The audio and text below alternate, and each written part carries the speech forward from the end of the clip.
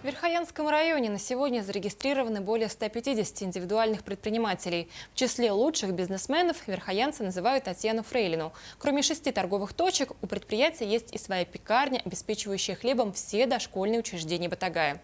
Всего 3 пекаря за одну смену выпекают около 300 батонов белого и ржаного хлеба. Рабочая смена у пекарей начинается ночью. На площади где-то более 10 квадратных метров почти все производство происходит вручную. Но, как признаются сами пекари, настроиться на успешную работу им помогает хорошее настроение.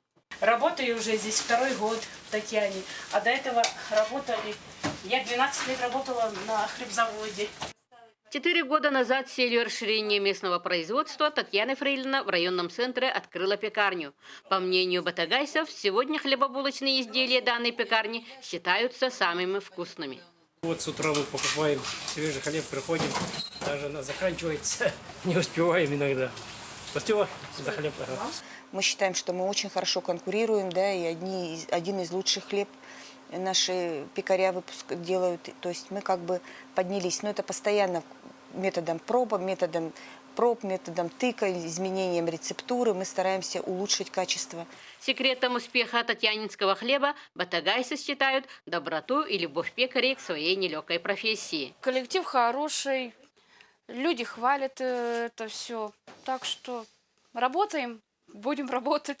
Сегодня наличие старого оборудования не позволяет предприятию расширить технологические возможности небольшой пекарни. Но многочисленные рецепты и секрет выпечки хлеба пекарей действительно в будущем гарантируют большой ассортимент продукции. Альбина Павлова, НВК Саха, Батагай.